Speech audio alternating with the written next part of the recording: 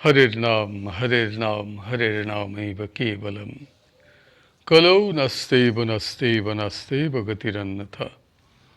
श्री श्री गुरवे नमः।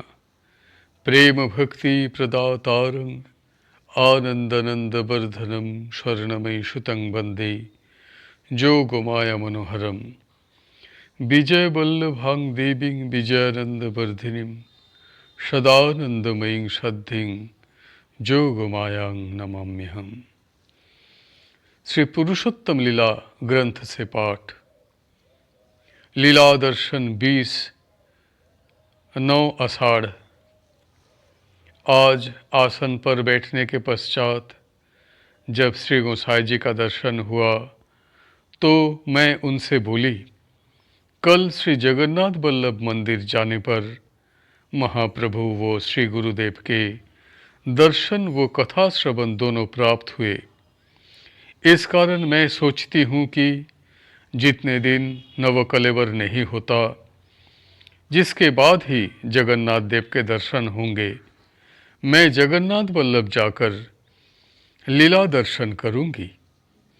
तब गोसाई जी बोले, माँ, रोज नियम पूर्वक जाने से तुम लोगों की निगाह में आ जाओगी, इसीलिए रोज मत जाओ। तुम्हें अपने घर में ही आसन पर बैठते ही दर्शन मिलेंगे। उसी समय वहाँ श्री कृष्ण चैतन्य महाप्रभु पधारे। वे प्रेम के ठाकुर भाव में मतवाले हो रहे थे। उनकी दोनों नेत्र कमलों में प्रेमाश्रु से छल छल कर रहे थे। मैंने उन्हें प्रणाम किया। वे आशीर्वाद देकर बोले, माँ, तुम्हें गोसाई जी जो आदेश करे सब समय उस आदेश अनुसार चलने की चेष्टा करो। सब समय नाम को पकड़े रखो। यह जो गौरांग प्रेम है वह श्री सद्गुरु कृपा व्यतीत कोई नहीं पा सकता। इस जगत में कोई भी यह प्रेम चाहता नहीं है, अपितु इस मिथ्या संसार को ही अपना मानकर समय काट रहे हैं। सत्य पथ कहाँ है, कोई भी इसका संधान नहीं करता। सभी लोग माया के वशीभूत होकर असली वस्तु को भूले को बैठे हैं। माँ, स्मरण रखो, श्री नाम को छोड़कर और कोई गति नहीं है, इसीलिए तुम सदा नाम जप करती रहो। ऐसा कहकर वे चले गए। तब गोसाई जी बोले, माँ, तुम इस दुर्लभ अवस्था को प्राप्त हुई हो, इसे जैसे एक कंजूस व्यक्ति अपना धन छुपा कर रखता है, वैसे ही रक्षा करना। यह सब बाहर प्रकट होने से तुम्हारी क्षति हो सकती है। गुरु कृपा छोड़कर इसका एक कण भी कोई प्राप्त नहीं कर सकता। यह सब पहले कहा जा चुका है। सब समय आदेश पालन करने की चेष्टा करना। लीला दर्शन 21/28 आषाढ़। आज भोर बेला में आसन पर बैठकर देखा गोसाई जी, माता ठाकुरानी, श्री कृष्ण चैतन्य महाप्रभु और गुरुदेव खड़े थे। मैंने श्री गुरुदेव और महाप्रभु से कहा, इस बार जब मैं जगन्नाथ बल्लभ मंदिर जाऊं तो आपकी कथा वार्ता सुन सकूं। श्री गुरुदेव से मैंने कहा, वहाँ इसी रूप से दर्शन दीजिएगा। तब गुरुदेव बोले, ऐसा ही होगा माँ, अब तुम जो चाहोगी वही पाओगी।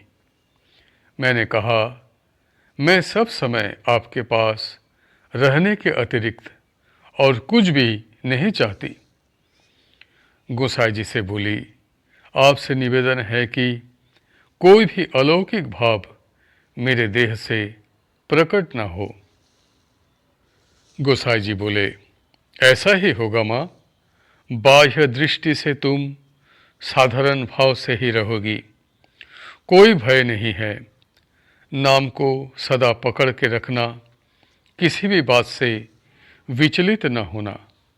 तब मैंने कहा, आप मुझे यह जो दिव्य आनंद प्रदान कर रहे हैं, यह अतुलनीय है। इसे पाने लायक मेरा तो कोई साधन भी नहीं है। इस शरीर में ही आप ना कितना अद्भुत आनंद भोग करा रहे हैं। ये सब आपकी कृपा का ही फल है। अभी और इस शरीर में कितने दिन रखेंगे ये तो आप ही जाने, परंतु आपके श्री चरणों में मेरी यह प्रार्थना है कि मेरे समक्ष चाहे कितने ही प्रलोभन आए, मैं उनमें बद्ध न हूँ। क्या भला है, क्या बुरा, मैं तो कुछ भी नहीं जानती। इस नवीन अवस्था में मैं डूबी जा रही हूँ। मेरी यह अवस्था परिवर्तन न हो, यही भय है। आप मेरी रक्षा करें, मेरे मन में अहंकार न आ सके। लीला दर्शन 22 पहला श्रावण रथ यात्रा। आज प्रातः मैं समाधि आश्रम गई। वहाँ पाठ चल रहा था। मैं बैठकर पाठ सुन रही थी, तभी गोसाई जी और माता ठाकुरानी के दर्शन हुए। गोसाई जी बोले, माँ, आज रथ पर जगन्नाथ देव के दर्शन नहीं होंगे। तब मैंने देखा श्री जगन्नाथ जी के मंदिर में भोग लगा है। श्री जगन्नाथ जी, बलदाव जी व सुभद्रा जी उसे ग्रहण करने के लिए भोग मंडप में विराजमान है। श्री गोसाई जी भी वहाँ पर उपस्थित है। यद्यपि मैं समाधि मंदिर में बैठी थी, परंतु कभी तो दर्शन होता समाधि मंदिर में भोग लग रहा है, और कभी ऐसा लगता कि मंदिर में भोग लग रहा है। तब मैं तो अजीब द्वंद्व में पड़ गई। यह एक अपूर्व दर्शन होने लगा। आश्रम से लौटकर जब मैं अपने मोहल्ले में पहुंची, तब यह भाव समाप्त हो गया। आज का पाठ यहीं पर समाप्त होता है। हरि बोल, हरि बोल, हरि बोल। जय गुरुदेव, जय गुरुदेव, जय गुरुदेव।